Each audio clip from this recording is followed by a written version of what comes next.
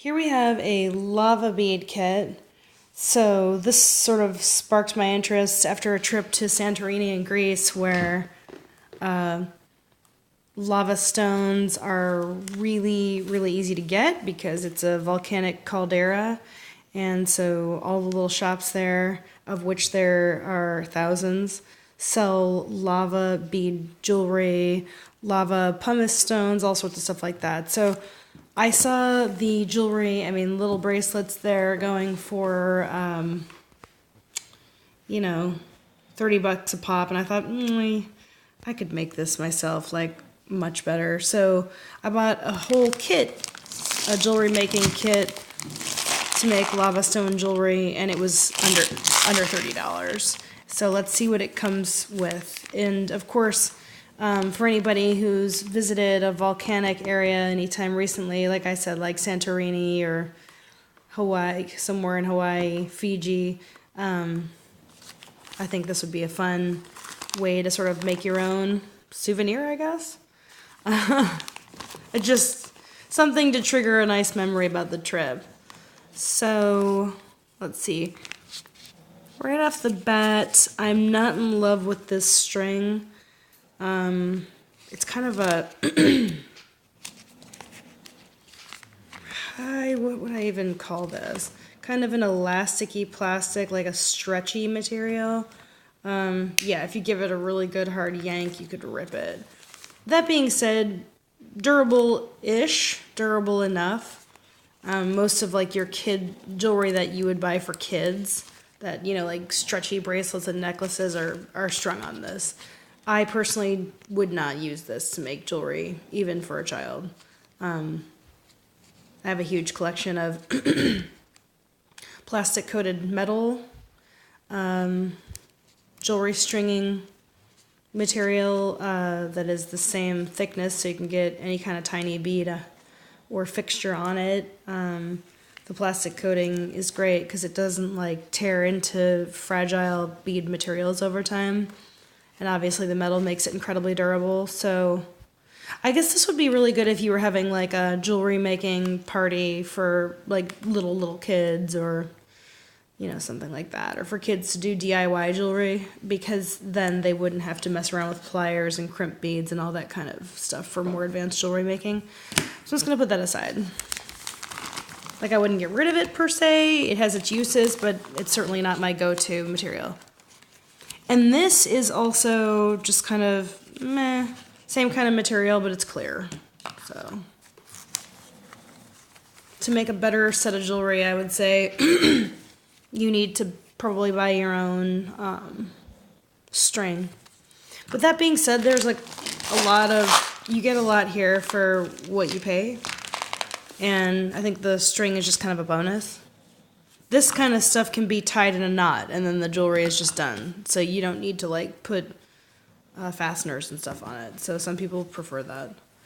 This is just a velvet bag, so if you want to make something and gift it out to somebody, here's the real deal. The stuff we really care about. Oh, sorry. I love how this comes in its own little plastic organizer case. You usually don't get that when you buy a bunch of beads, so these are so handy. I feel like you really can't have too many of these if you're a jewelry maker, because you're gonna, over time, your collection of beads will be probably pretty huge, like mine, if you really are into making jewelry.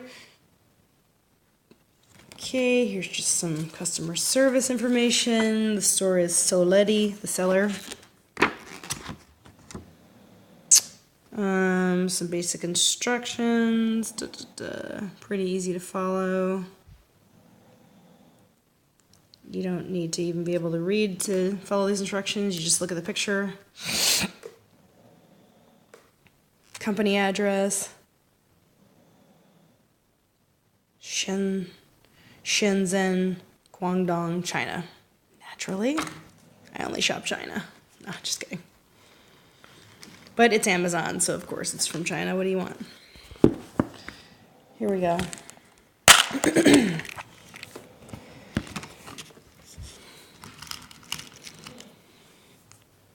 Ooh, I love these. They're real lava beads.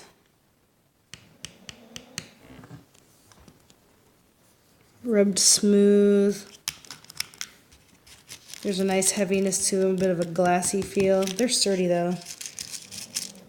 Lava stones are naturally pretty rough, so these have been smoothed out, so they're comfortable against your skin. They've got some colored ones. Oh, I really like those colors. And then a lot of the traditional black ones, you saw them all over Santorini. These are interesting. Here's some kind of little dividers to put in between the stones, some blingy rhinestone ones, some different kind of, oh, there's ones with flowers on them. All these little designs. These are just separators. You put them in between beads. And these are some fake amber. Nothing too exciting there. So this is interesting. This is real tiger's eye. Definitely real tiger's eye. It has nothing to do with lava stones. But it's a lovely stone. I love tiger's eye. There's a few of them in there. So it's fake amber for sure. That's not real amber, but that's definitely real tiger's eye. Interesting. And in here we have, looks like sort of some sort of polished stone meant to look like turquoise. This is interesting because a lot of these stones are real, and then some of them aren't. Like, whoa. Like this one, for example. This is real amethyst. Whoa. Hey, stick around, dude. Oh, goodness. Yeah, real amethyst. But then this is not real turquoise. Like I said, it's a real stone, but it's not turquoise. This is real rose quartz, these little pink ones.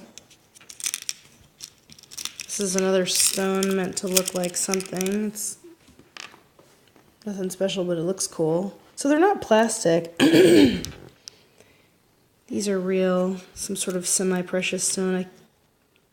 Looks a bit like jade. It's not jade, it's something else. I can't remember the name of this dark green stone, but anyways, this is interesting. It's kind of a mixed bag. It comes with all these nice little lava beads, but it also has all these other real semi-precious stones, like like tiger's eye, amethyst, rose quartz, so that's kind of fun.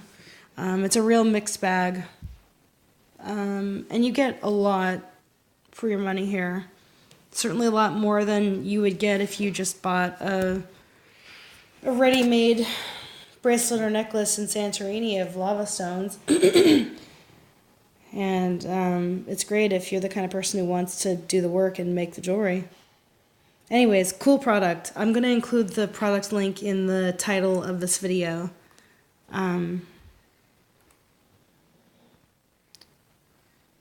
Yeah, very neat. Okay, cool. I'm going to go make a necklace.